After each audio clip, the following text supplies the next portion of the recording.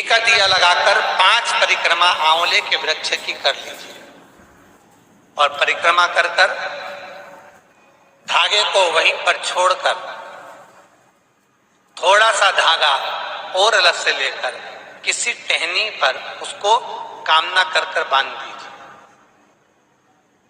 महाराज 10वीं तिथि को, 9वीं को तो ये करो कि 10वीं को वापिस जाकर आंवले के पेड़ के नीचे घी का दिया लगाइए और जो धागे की आपने टहनी पर जो धागा बांधा है उसको खोल कर ले आइए, अपने हाथ पर बांधकर उसी धागे को पहनकर अपने काम के लिए निकल जाइए, आपको सफलता प्राप्त हो जाएगी। स्कंद पुराण में आंवले के वृक्ष का बड़ा महत्व है। महाराज वृक्ष में जो गोंद लगती है वो ब्राह्मण हत्या का निश्चय है।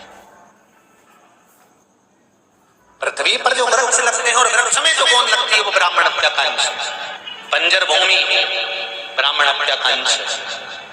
इसलिए हमारे यहाँ शास्त्र कहता है तुम्हारे बहू का अगर जापा होए, बहू की डिलीवरी होए, बहू को संतान होए तो खूब घी में गोंद तल तल कर खिलाओ।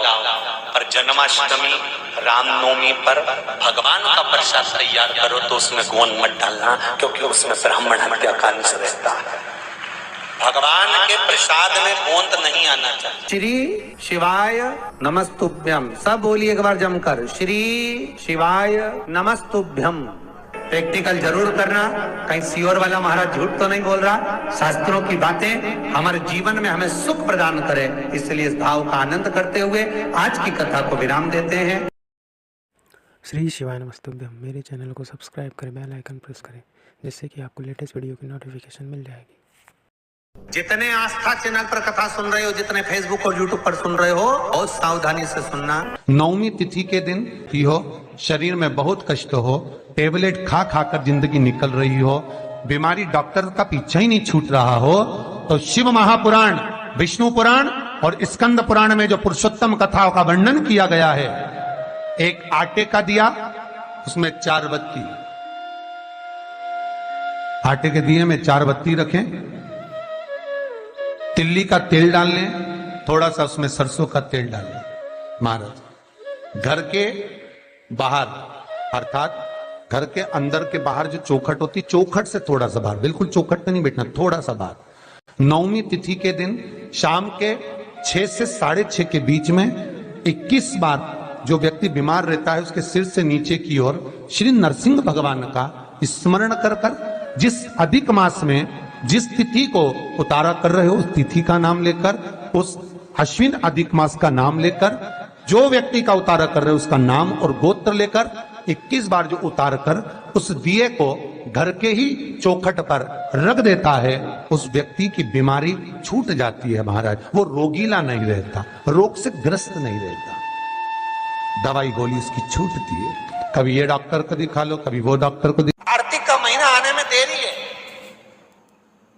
और आपका कोई काम उलझ रहा है, आपका कोई काम ऐसा है जो बहुत दिन से उलझा हुआ है, चाहे वो कोर्ट कचहरी का हो, चाहे वो किसी से जुड़ा हुआ हो, और वो नहीं हो रहा,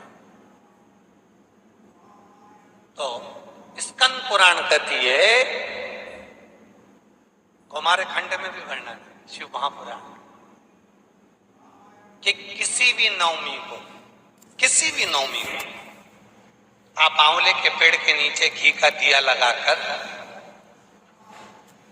मौली मतलब हाथ में जो नाड़ा बांधते हैं, लच्छा, मौली, लच्छा, नाड़ा, हाथ में बांधने वाला पूजन वाला धागा लाल, घी का दिया लगाकर 5 परिक्रमा आंवले के वृक्ष की कर लीजिए और परिक्रमा कर कर धागे को वहीं पर छोड़कर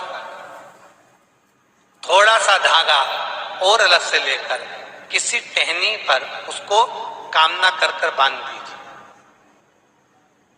महाराज 10वीं तिथि को, 9वीं को तो ये करो कि 10वीं को वापिस जाकर आंवले के पेड़ के नीचे घी का दिया लगाइए और जो धागे की आपने टहनी पर जो धागा बांधा है उसको खोल कर ले आइए, अपने हाथ पर बांधकर उसी धागे को पहनकर अपने काम के लिए निकल जाइए, आपको सफलता प्राप्त हो जाएगी। स्कंद पुराण में आंवले के वृक्ष का बड़ा महत्व है। वृक्ष में जो गोंद लगती है वो ब्राह्मण हत्या का निश्चय है।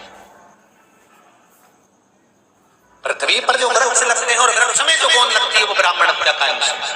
बंजर भूमि ब्राह्मण हत्या का अंश है।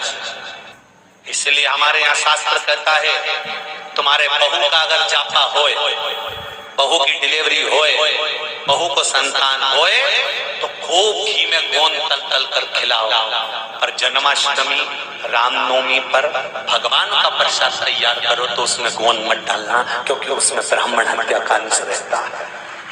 भगवान के प्रसाद में गोंद नहीं आना चाहिए। श्री शिवाय नमस्तुभ्यम। सब बोलिए एक बार जमकर, श्री शिवाय नमस्तुभ्यम।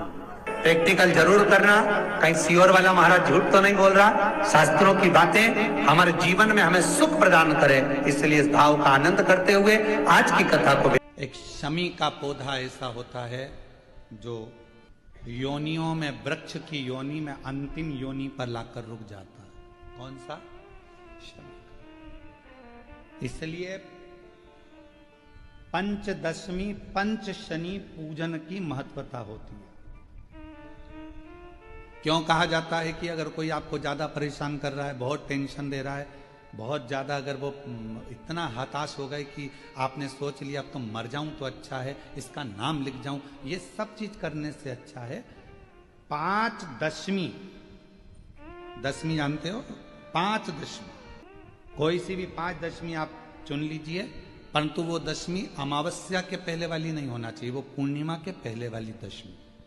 5 कोई सी भी दशमी पर शमी के वृक्ष के नीचे जाइए, घी का दीपक लगाइए, शुद्ध जल